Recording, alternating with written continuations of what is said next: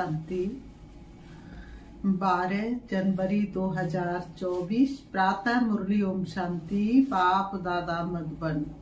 आज बाबा ने सुनाया, मीठे बच्चे अपने को आत्मा समझ आत्मा भाई से बात करो, ऐसी दृष्टि पक्की करो तो भूत प्रवेश नहीं करेंगे। जब कोई में भूत देखो तो उससे किनारा कर लो। बाबा कहते, मीठे बच्चे अपने को आत्मा समझ आत्मा भाई से बात करो, ऐसी दृष्टि पक्की करो तो भूत प्रवेश नहीं करेंगे। जब कोई में भूत देखो तो उससे किनारा कर लो। आज की मुरली से प्रश्न बाबा ने किया, बाप का बनने के बाद भी आस्तिक और नास्तिक बच्चे हैं, वह कैसे? बाप का बनने के बाद भी आस्तिक और नास्तिक बच्चे वह कैसे? उत्तर में बाबा ने बताया, आस्तिक वह है जो ईश्वरी कायदों का पालन करते, देही अभिमानी रहने का पुरुषार्थ करते, और नास्तिक वह है जो ईश्वरी कायदों के खिलाफ भूतों के बस हो आपस में लड़ते झगड़ते हैं। नंबर 2, आस्तिक बच्चे देह सहित देह के सब संबंधों से बुद्धि योग तोड़ अपने को भाई भाई समझते हैं। नास्तिक देह अभिमान में रहते हैं। ओम शांति। पहले पहले बाप बच्चों को समझाते हैं कि हे बच्चे, बुद्धि में सदा ये याद रखो कि शिव बाबा हमारा सुप्रीम बाप भी है, सुप्रीम शिक्षक भी है और सुप्रीम सदगुरु भी है। यह पहले पहले बुद्धि में जरूर आना चाहिए। हर एक अपने को जान सकते कि हमारी बुद्धि में आया व नहीं। अगर बुद्धि में याद आता तो आस्तिक है, नहीं आता है तो नास्तिक है। बाबा कहते, स्टूडेंट की बुद्धि में फट से आना चाहिए कि टीचर आया है। घर में रहते तो वह भूल जाता है। बाबा ने कहा, घर में रहते हुए तो वह भूल जाता है। उस रुहाब से बहुत कोई मुश्किल समझते कि हमारा सुप्रीम बाबा आया हुआ है। वह टीचर भी है और वापस ले जाने वाला सतगुरु भी है। याद आने से खुशी का पारा चढ़ेगा। ये सारा याद आने से खुशी का पारा चढ़ेगा, नहीं तो अपने ही दुख दर्द दुनिया की छीछी बातों में भिन्न भिन्न ख्यालात में बैठे रहते हैं। दूसरी बात, बहुत करके बच्चों से पूछते हैं कि विनाश में बाकी कितना समय है। बोलो, ये पूछने की बात नहीं। पहले तो ये हमको किसने समझाया है उनको जानो। पहले बाप का परिचय दो। आदत पड़ी हुई होगी तो समझाएंगे, नहीं तो भूल जाएंगे। बाप कितना कहते हैं, अपने को आत्मा समझो, दूसरे को आत्मा की दृष्टि से देखो, परंतु वह दृष्टि नहीं ठहरती। रुपए से एक आना भी मुश्किल बैठता है। बाबा ने कहा, रुपए में से एक आना भी मुश्किल बैठता है, जैसे बुद्धि में ठहरता ही नहीं है। बाबा कहते, जैसे ये ज्ञान बुद्धि में ठहरता ही नहीं है। कितना बैठता है? 1 रुपए में से बाबा ने कहा 1 आना, जैसे बुद्धि में ठहरता ही नहीं है। ये कोई बाप बच्चों को श्राप नहीं देते हैं। बाबा ने कहा, मैं कोई श्राप नहीं देता हूँ, तुम्हारी ही बुद्धि ऐसी है तो मैं क्या करूं। तो बाबा ने कहा, ये तो बाप समझाते हैं कि ज्ञान बहुत ऊंचा है। राजा ही स्थापन होती है, रंक से लेकर राव बनते हैं। राव थोड़े बनते, बाकी रंक नंबरवार होते हैं। राजा तो थोड़े बनते, बाकी रंक नंबरवार होते हैं। लास्ट नंबर वाले की बुद्धि में कभी कोई बात यथार्थ रीति बैठ न सके। लास्ट नंबर में आए है ना। तो पहले जब किसको भी समझाते तो शिव बाबा का जो 32 गुणों वाला चित्र बनाया है उस पर समझाना चाहिए। 32 गुण कौन से बाबा? प्रेम का सागर है, शांति का सागर है, आनंद का सागर है, गुणों का भंडार है, ब्रह्मा विष्णु शंकर का रचयिता है, आदि मध्य अंत का ज्ञाता। बाबा का इस पर समझाना है। उसमें भी लिखा हुआ है, सुप्रीम फादर सुप्रीम टीचर सदगुरु है। पहले जब वह निश्चय होगा कि समझाने वाला सुप्रीम फादर है तो फिर संशय नहीं लाएंगे। बाप बगैर ये स्थापना कोई कर ना सके। तुम जब समझाते हो कि स्थापना हो रही है तो उन्हों की बुद्धि में ये जरूर आना चाहिए कि इनको समझाने वाला कोई है। कोई मनुष्य मात्र तो ऐसे कह ना सके कि ये राज्य स्थापन हो रहा है तो पहले पहले बाप का निश्चय पक्का कराना है। हमको परमात्मा बाप पढ़ाते हैं। ये कोई मनुष्य मत नहीं है, ये ईश्वरी मत है। बाबा कहते हैं ये कोई मनुष्य मत नहीं है, ये मनुष्य की मत नहीं है, ईश्वरी मत है। नई दुनिया तो जरूर बाप द्वारा ही स्थापन होगी। पुरानी दुनिया का विनाश ये भी बाप का ही काम है। नर चाँत कछु और होता है कछु और। ये निश्चय जब तक नहीं होगा तो क्या करेंगे, पूछते ही रहेंगे कि कैसे होता है। जब तक बाप में ड्रामा में निश्चय नहीं होगा तब तक क्या करेंगे, पूछते ही रहेंगे कैसे होता है, क्या होता है। इसलिए पहले पहले तो श्रीमत की बात बुद्धि में बिठानी पड़े, तब आगे समझ सके, नहीं तो मनुष्य मत समझ लेते। कहते ये भी एक ब्रह्मा कुमारियों की अपनी मत है। हर एक मनुष्य की मत अलग है, मनुष्यों की मत एक हो ना सके। बाबा कहते मनुष्यों की मत एक हो ना सके। इस समय तुमको मत देने वाला एक ही है। बाबा कहते ये मनुष्य की मत नहीं, देव मत नहीं, ये किसकी मत है, ये ईश्वरी मत है। इसलिए नाम क्या है, प्रजापिता ब्रह्मा कुमारी ईश्वरी विश्वविद्यालय।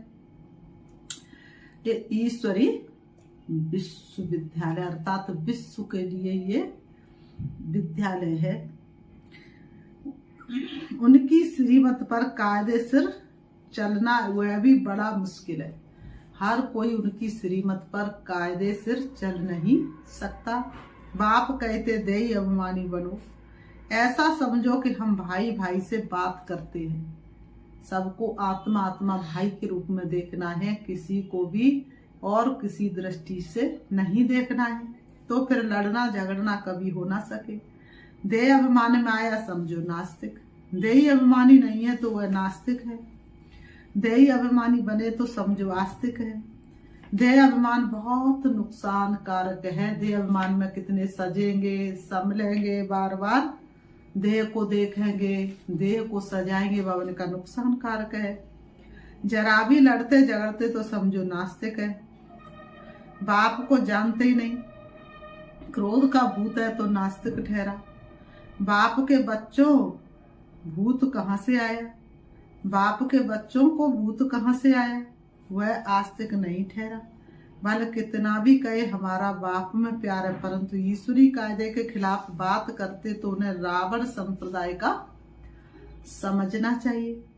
देह अभिमान में है, कोई में भूत देखो व दृष्टि खराब देखो तो झट हट जाना चाहिए। भूत के आगे खड़ा रहने से भूत की प्रवेशता हो जाएगी। दुनिया में लोग क्या कहते हैं, किसी के अंदर ईविल सोल है तो उसकी आंखों में नहीं देखना चाहिए। तो भूत के सामने खड़े होंगे तो भूत प्रवेश कर जाएगा। भूत भूत में लड़ पड़ते हैं। बाबा कहते भूत आए तो पूरा नास्तिक है, देवताएं तो सर्वगुण संपन्न होते, वह गुण नहीं है तो आस्तिक नास्तिक है। नास्तिक वर्षा थोड़े ही लेंगे, जरा भी खामी नहीं होनी चाहिए। बाबा कहते जरा सी भी तुम्हारे अंदर खामी नहीं होनी चाहिए, नहीं तो बहुत सजा खाकर प्रजा में जाना पड़ेगा। भूत से दूर रहना चाहिए। भूत का सामना किया तो भूत आ जाएगा। भूत से कभी सामना नहीं किया जाता है, उनसे जास्ती बात भी नहीं करनी चाहिए।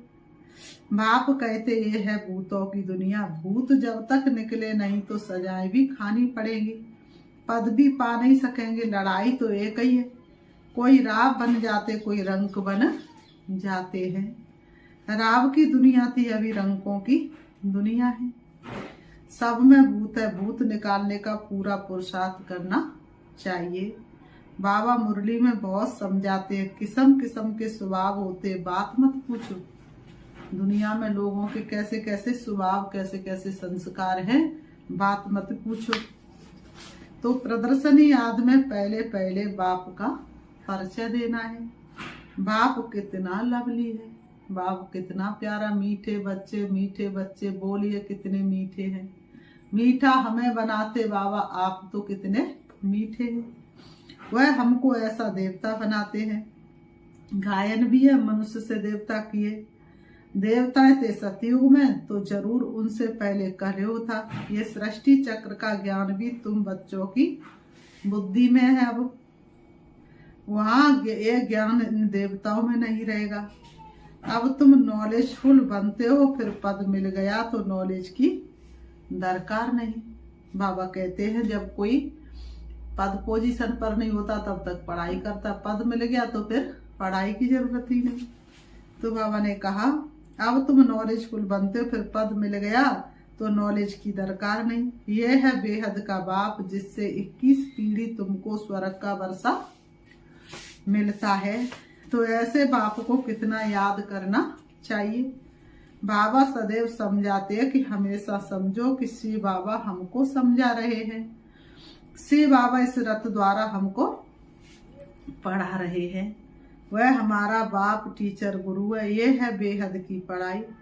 तुम समझते हो पहले हम तुच्छ बुद्धि थे, इस कॉलेज का कोई को जरा भी पता नहीं, इसलिए समझाने के समय अच्छी तरह से घोंट घोंट कर समझाओ। समझाने समय घोंट घोंट कर समझाओ। श्री कृष्ण की तो बात ही नहीं, बाप ने समझाया है। श्री कृष्ण का कोई चरित्र है ही नहीं, सिवाय शिव बाबा के ब्रह्मा विष्णु शंकर के भी चरित्र हो ना सके। चरित्र है ही एक का, जो मनुष्य से देवता बनाते हैं, विश्व को हेवन बनाते हैं। तुम उस बाप की श्रीमत पर चलते हो। बाप के मददगार हो, बाप नहीं होता तो तुम कुछ भी कर नहीं सकते। तुम अभी भरतनाट्य पैनी से बर्थ पाउंड बन रहे हो। अब नंबरवार पुरुषार्थ अनुसार तुम सब जान गए हो। तो पहले पहले है बाप का परिचय। सतयुग में देवताओं की बेहद की बादशाही है। उनके राज्य में और कोई था नहीं। अभी तो कलयुग है, कितने ढेर धर्म है, गिनती कोई कर ना सके। ये एक ही आज सनातन देवी देवता धर्म कब स्थापन हुआ, ये कोई की बुद्धि में नहीं है। तुम बच्चों की भी बुद्धि में नंबरवार पुरुषार्थ अनुसार है। तुम बच्चे भी एक रस समझ नहीं सकते। किसी की बुद्धि में तो एक्यूरेट ज्ञान है और किसी की बुद्धि में थोड़ा सा काम चलाओ। तो पहले बाप की महिमा पर अच्छी तरह से समझाना चाहिए। हम जानते जरूर बाप से हमको पहचान मिली है। बाप कहते सर्व का सदगति दाता भी मैं हूँ। कल्प कल्प में तुम बच्चों को राय देता हूँ कि अपने को आत्मा समझो और मुझे याद करो, तो आत्मा पति से पावन बन जाएगी। आत्मा अभिमानी भाव। भाव का किसका अभिमान करना, आत्मा का। मैं कौन, मैं आत्मा हूँ, मैं आत्मा हूँ, मैं देह नहीं। दूसरे को भी आत्मा समझने से तुम्हारी किरमिलाई नहीं होगी। आत्मा ही शरीर द्वारा कर्म करती है। हम आत्मा, ये पक्का करना है। हम भी आत्मा, ये भी आत्मा, ये बात पक्की करनी है।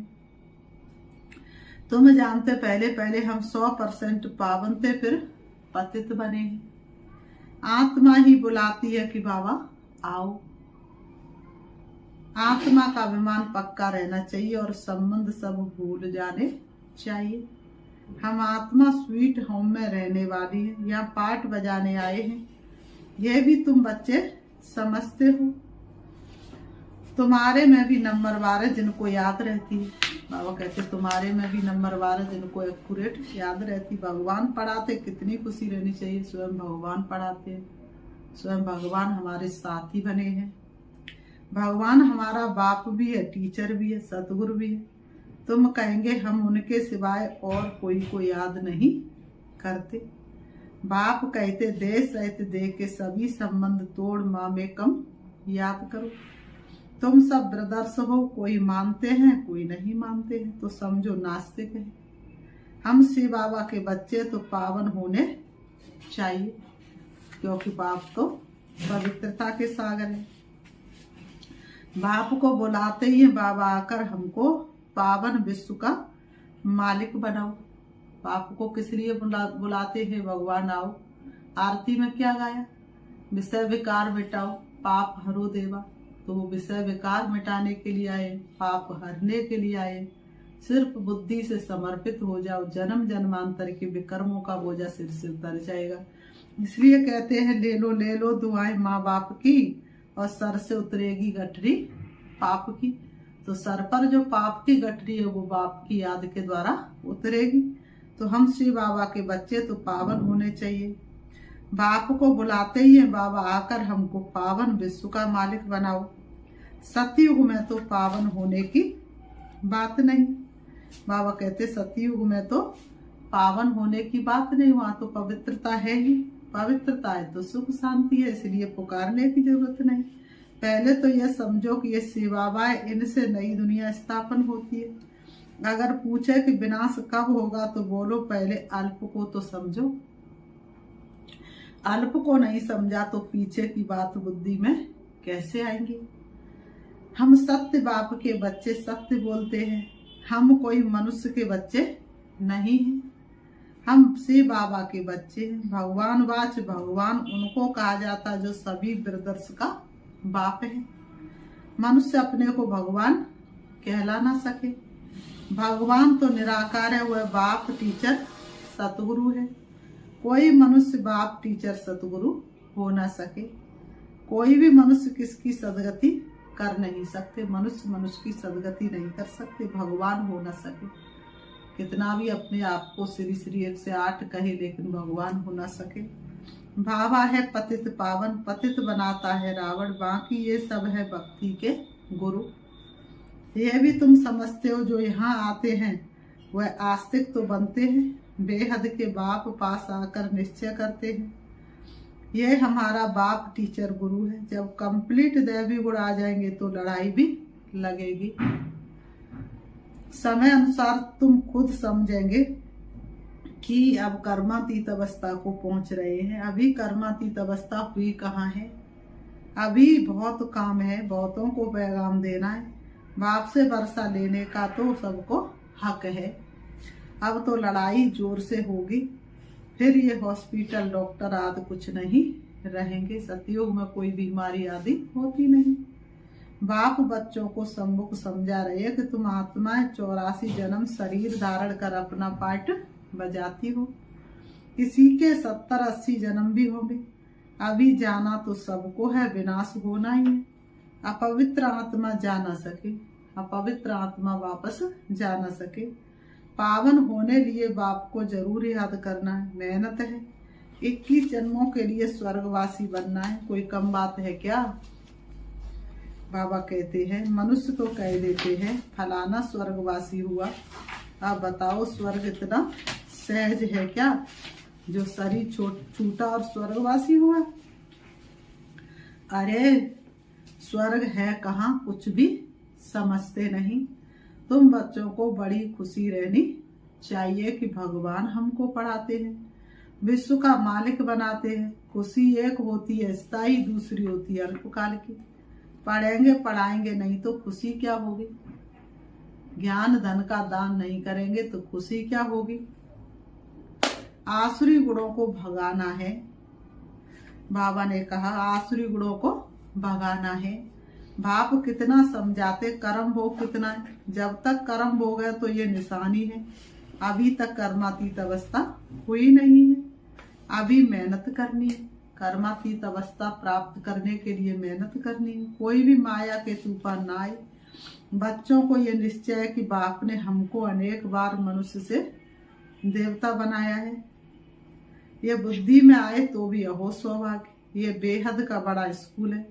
वह होता हद का छोटा, बाप को वह होता हद का छोटा। बाप को तो बहुत तरस पड़ता है। कैसे समझाऊं? कोई से तो अब तक भी भूत निकले नहीं है। दिल पर चढ़ने बदले गिर पड़ते हैं। दिल पर चढ़ने के बजाय क्या होते हैं, गिर पड़ते हैं। कई बच्चियां तो तैयार हो रही हैं अनेकों का कल्याण करने के लिए। फिर बाबा कहते अच्छा मीठे मीठे सिखी लते बच्चों प्रति माता पिता बाप दादा का याद प्यार और गुड मॉर्निंग। रूहानी बाप की रूहानी बच्चों को नमस्ते। हम रूहानी बच्चों की रूहानी बाप दादा को याद, प्यार और नमस्ते नमस्ते नमस्ते। धारणा के लिए मुख्य सार नंबर 1, कोई भी बात ईश्वरीय कायदे के खिलाफ नहीं करनी है। किसी में भी अगर भूत की प्रवेशता है या दृष्टि खराब है तो उसके सामने से हट जाना चाहिए, उनसे जास्ती बात नहीं करनी है।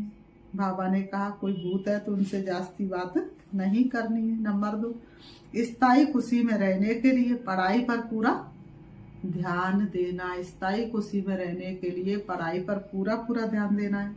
आसुरी गुणों को निकाल दैवी गुण धारण कर आस्तिक बनना है। आज की मुरली से वरदान बाबा ने दिया, निश्चय और नशे के आधार से हर परिस्थिति पर विजय प्राप्त करने वाले सिद्धि स्वरूप हो। निश्चय और नशे के आधार से हर परिस्थिति पर विजय प्राप्त करने वाले सिद्धि स्वरूप भव। स्पष्टीकरण, योग द्वारा वह ऐसी सिद्धि प्राप्त करो जो अप्राप्ति भी प्राप्ति का अनुभव कराए। निश्चय नशा हर परिस्थिति में विजयी बना देता है। अगर निश्चय है और नशा है तो कैसी भी परिस्थिति है तो कब चलकर तो आगे चलकर ऐसे पेपर भी आएंगे जो सूखी रोटी भी खानी पड़ेगी।